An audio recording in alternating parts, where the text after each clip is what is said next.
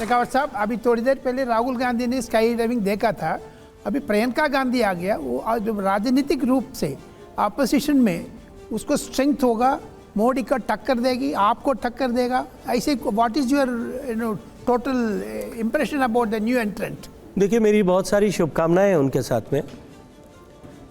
कम से कम मैं ये तो नहीं कहूँगा कि वो स्काई डाइव करके सीधे राजनीति में आ गई हैं, क्योंकि बहुत लंबी उनकी पृष्ठभूमि है। उन्होंने बहुत वर्षों तक राजनीतिक क्षेत्र में काम किया है। सफलताएं असफलताएं राजनीतिक क्षेत्र में सिक्के के दो पहलू हैं। उन्हें बहुत बड़ी नेता के रूप में जो है ऐसा पोजीशन करने की कोशिश उत्तर प्रदेश के चुनाव में की गई थी, जब वो महासचिव प्रभारी भी थी, लेकिन वहाँ वो क्या हासिल कर पाई वो अलग हो सकता है। लेकिन निश्चित रूप से वो जब चुनाव जीत करके पहली बार चुनाव की राजनीति के माध्यम से संसद में आई है, मैं उनको बहुत सारी शुभकामनाएं देता हूँ। और मैं अपेक्षा करता हूँ कि कांग्रेस जिस तरह के दोराहे पर अभी खड़ी हुई नजर आती है पार्लियामेंट के डिबेट्स में, अनगाइडेड मिसाइल की तरह घूमती हुई नजर आती है, उनके आने का प्रभाव मैं अपेक्षा करता हूं कि शायद उनके आने के प्रभाव के बाद में कहीं थोड़ा बहुत लीनियर एक्शन करती हुई दिखाई देगी। मेरी सारी शुभकामनाएं उनके साथ में। संतोष जी। शेखावत जी, मेरा नाम संतोष भारती है, मैं एक छोटा पत्रकार हूं। अभी आपने पर्यटन मंत्रालय का जिक्र किया, लेकिन मैं संस्कृति मंत्रालय के ऊपर आपसे बात करना चाहता हूं। इसमें बहुत अच्छी भी बातें पूछी जा सकती हैं और कुछ अप्रिय बातें भी पूछी जा सकती हैं। विषय मैं दोनों का स्वागत करता हूं। आप बस यही मैं पूछना चाह रहा था कि आपसे किस तरह के सवाल पूछे जाएं। नहीं, जो आप सवाल आपको रुचिकर लगता है। तो संस्कृति मंत्रालय को लेकर के आपकी कल्पना क्या है? सिर्फ हिंदू संस्कृति या हिंदुस्तान में जितनी दूसरी संस्कृतियां हैं उनका भी प्रचार करना या विश्व को उनसे परिचित कराना? देखिए, भारत की संस्कृति की जब आप बात करते हैं तब किसी भी मजहब की या पूजा पद्धतियों के आधार पर आप भारत की संस्कृति को विभाजित नहीं कर सकते।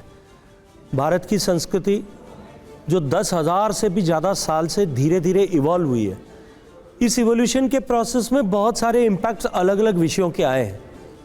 आक्रांताओं के चलते हुए भी आए हैं।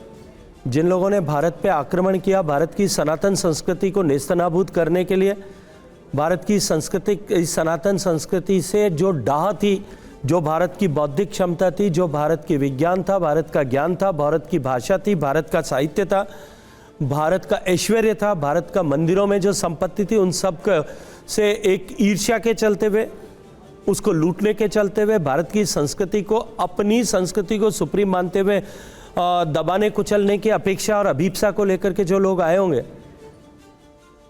कुछ भारत की तलवारों की ताकत के आधार पर लौटा दिए गए, कुछ समाहित हो गए, कुछ हमेशा के लिए यहाँ बस गए। उनके प्रभाव हुए, उस प्रभाव को आप भारत की संस्कृति से इतर करके नहीं देख सकते। भारत की संस्कृति की जब बात करेंगे तो वो सब चीजें भारत की संस्कृति। जब भारत के स्थापत्य की बात करेंगे तब आप ताजमहल को उससे बाहर निकाल करके भारत के स्थापत्य को नहीं उल्लेख कर पाएंगे।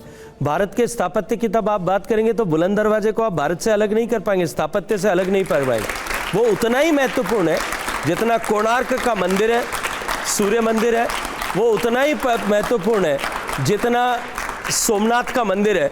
लेकिन भारत के लोगों को ये जानने का अधिकार भी है कि किन लोगों ने किस उद्देश्य से, किस चेष्टा के साथ में भारत की संस्कृति को जो है धूलि धूसरित करने की कोशिश की थी। उन लोगों का विषय में भी क्लैरिटी के साथ में लोगों के संज्ञान में ये विषय रहना चाहिए। अब मेरा जो सवाल है इसी से मिलता जुलता है, और मैं देश के पर्यटन और संस्कृति मंत्री से सवाल पूछ रहा हूँ। हमारे देश में वसुधैव कुटुंबकम की बात होती है, विविधता में एकता की बात होती है, सर्वधर्म सर्वभाव की बात होती है। उस देश में एक नया राजनीतिक नारा गूंज रहा है और वो है बटेंगे तो कटेंगे। क्या ये नारा भारतीय संस्कृति का ध्येय वाक्य हो सकता है? देखिए, अगर मैं भारत की संस्कृति के दृष्टिकोण से बात करूं तो जिन विषयों की आपने चर्चा की, वसुधैव कुटुंबकम की चर्चा की, वो बहुत बाद का डेवलपमेंट है। भारत की संस्कृति की शुरुआत होती है ईशावास्यमिदं सर्वम से और सर्व खल्विदं ब्रह्म से, जहाँ सब मूर्त अमूर्त जो कुछ भी है, जीव अजीव जो कुछ भी है, वो सब ईश्वर का रूप है, ये मानने की परंपरा थी। लेकिन जिस विषय को लेकर के आज राजनीतिक नैरेटिव गढ़ने की कोशिश की जा रही है, मैं उसको दूसरे दृष्टिकोण से देखता हूं। आप लोगों में से बहुत सारे लोगों ने जातक कथाएं देखी होंगी।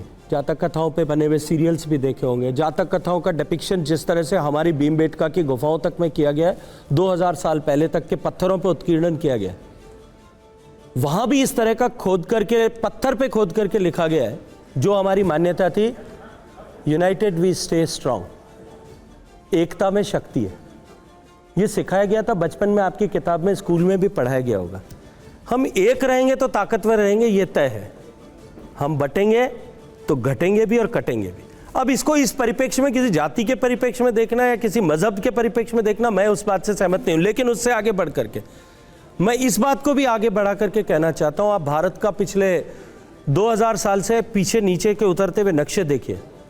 लिखित प्रमाणित नक्शे जो हैं भारत के वेनसांग की डायरी से लेकर के और नीचे तक आते आते पिछले 1000-1200 साल के नक्शे तो भारत के आपको प्रिंटेड नक्शे मिल जाएंगे। लेकिन उन नक्शों में जहां जहां हम घटे हैं वहां कटे हैं, जहां जहां हम बंटे हैं वहां कटे हैं, आपको साफ उसमें दिख जाएगा।